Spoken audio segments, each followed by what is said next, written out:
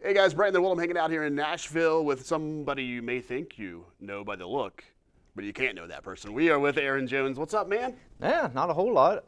Just here in town doing a little promotion work for a show coming up at the Troubadour Theater on December 21st. Yeah, it's going to be an Elvis Christmas show if people haven't caught on yet that by the look. Tell us a little bit. We'll talk about the show in a second. Let's go back a little bit. How in the world does this Elvis show come to be? Because you don't really describe yourself as an impersonator. This is kind of a different show that people are going to see. It's an Elvis show, but it's not just a full Elvis show. It's some other stuff too. Yeah, I mean, with our show that we do, we do it's basically a recreation of like a late '50s Elvis concert. We try to give everybody an idea of what it would be like to see Elvis, at that time in his career and stuff. And we do the songs, and of course this time of the year we do the Christmas songs, and then but I also tell a little bit of the history in between the songs about, the music that we're doing, or the history of Elvis. Just a little backstory on it. Just to kind of give everybody an idea of why Elvis was such a big deal back then, and why he's still a very big deal today. What makes Elvis Christmas music still be so special to people now, 45 years plus now? You're still able to go out here and sing these songs and get a crowd. I think it's just because I think most people have grown up with it, whether it be from their grandparents, always listened to it at Christmas time, and you'd go visit them and you'd always hear it on the record player, or your parents, which was in my case. Christmas time didn't start until the Elvis Christmas album come out. So, and we also listened to Gene Autry's Christmas album and Bing Crosby and stuff like that. But Christmas, for most people, or at least most people that I know, it really doesn't kick off until you start hearing Blue Christmas and and White Christmas and everything like that. So, it's just it's part of the tradition, and it's a lot of families' traditions. It's Christmas time. Yeah, just talking to you in here today, it sounds like there wasn't a time where there was other music you were trying to pursue. It was like when you went into music, it was full on Elvis, right? There wasn't a lot of original songs before No, this. I never claimed to be a songwriter by no means. And I always grew up, loving rockabilly music. And of course, when I was a kid, in the early '80s, Stray Cats came out, and I've always been an Elvis fan.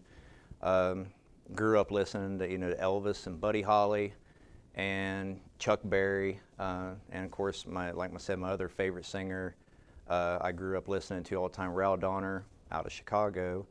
I was always a big fan of that first generation of rock and roll and doo-wop and R&B music, Little Richard, people like that. And that's what I grew up listening to. My dad was a teenager in the '50s, so I mean, I grew up hearing that music all the time, in the house, and it's just, I love it, and I've always loved it. And my dad was going to name me Elvis when I was born, and my mom was a Beatles fan, and because she's a little bit younger than what Dad was, and she was like, "There ain't no way." She's like, "Hey, you ain't naming my boy, Elvis." And Dad's like, "Fine, I'll give him Elvis's middle name, and I'll spell it with one A like his is." So that's how I got my name. Well, and then when I was little, anytime we would be out and about, like at a VFW or wherever, and there'd be people playing music on the jukebox, an Elvis song would come on, and I'd start moving around a little bit and stuff because I would hear it even when I was real little. And they would always be like, "Man, look at little Elvis go, look at little Elvis go." Well, that kind of became my nickname. So the whole time I was growing up, that was always my nickname, because I always combed my hair like this, and stuff, and always wore the blue jeans and the Converse and all that, I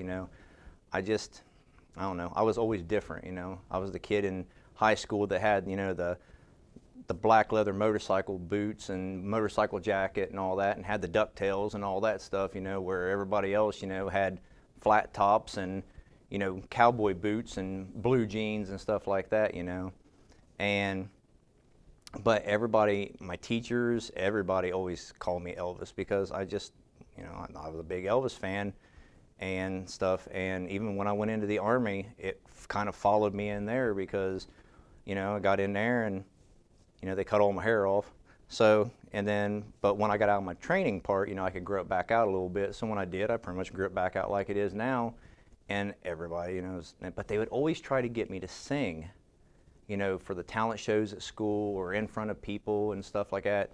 And they was like, well, we guarantee you'll win. And I'm like, I don't know how, because nobody's ever heard me sing other than my folks, you know, because I'd always sing to my record player all the time. And for hours on end, I'd throw Elvis records on and I'd just sing right along with them, play my guitar and stuff in my room, but I'd never do it in front of somebody. And, you know, and I wouldn't do it when I was in the service. They tried to get me to do it a couple of times, and I really wouldn't do it when I was in there either. But when I got out, I went and seen a friend of mine that did an Elvis tribute show there in Chillicothe at the Ellis County Fairgrounds. And he had seen me in the audience, and I was just sitting there, you know, watching the show.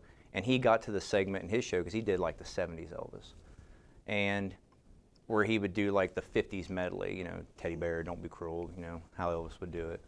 And he seen me, and he walked straight off the stage, went up into the crowd there, and he grabbed me by my wrist and drug me up on stage. And when there was a break in the verses in Teddy Bear, he just put the mic in front of me and just walked away. Wow. And I'm like, there's like 500, 400, 500 people out here, and they're all just staring at me like, what's he doing on stage? And I'm like, well, I guess I better start singing or I'm going to look like a fool up here.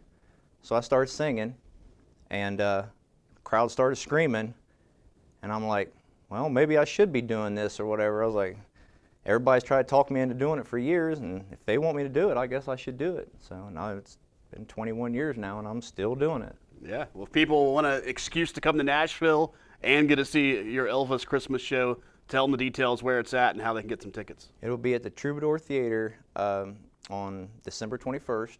Doors open at 6, show starts at 7, and tickets will be available online. And are there opportunities after Christmas to see this show next year in other cities? Well, there's always opportunities. We play it all over the place. So this time of the year, we from November until till after Christmas, we basically focus on the Elvis Christmas show, and then we go back to doing our regular Elvis show. So we focus on the first decade of his career, 54 to 64. So you never know what you're going to hear.